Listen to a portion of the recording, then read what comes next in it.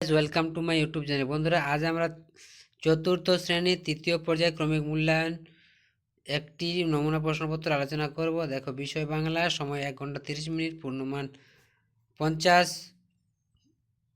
পরীক্ষার্থীর নামের জায়গায় পরীক্ষার্থীর নাম লিখবে, রোল নাম্বার, বিদ্যালয়ের নামের জায়গায় বিদ্যালয়ের নাম লিখবে, জেলার নামের জেলার নাম।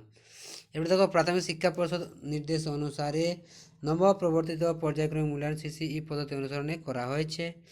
এবার দেখো, প্রথম প্রশ্ন দেখো, সঠিক উত্তরের নিচে টিক দাও। এখানে 1.5 গুণ 4 = 6 নাম্বার।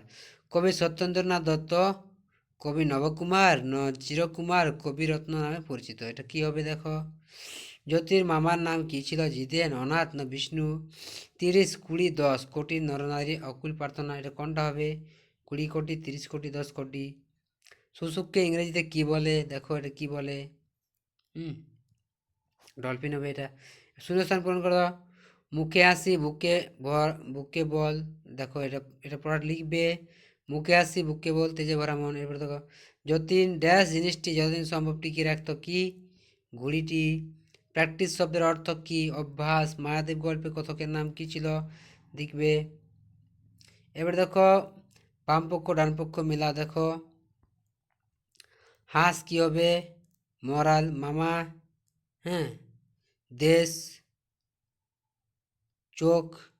দেখো এটা কিন্তু ভালোভাবে মেলাবে। হ্যাঁ, হাঁস হবে মরাল, হ্যাঁ, মামা হবে মামার মাতুল, দেশ হলো রাষ্ট্র, চোখ হলো নয়ন। এরপরে দেখো, গান গেয়ে কারা ডাকে? কোন নদীতে শুশুক দেখা যায়? এরপর দেখো, পরের প্রশ্ন,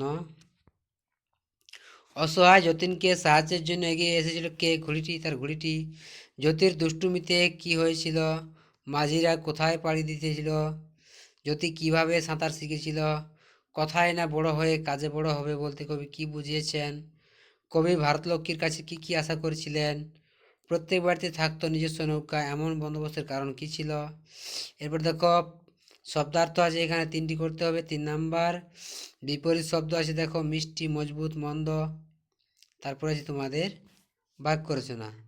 তো এগুলো ছিল তোমাদের চতুর্থ শ্রেণীর একটি নমুনা প্রশ্নপত্র। প্রশ্নপত্রটি দেখে নাও, উত্তরগুলো করবে আর ভালোভাবে পরীক্ষা দেবে। এই ছিল তোমাদের একটি চতুর্থ শ্রেণীর নমুনা প্রশ্নপত্র।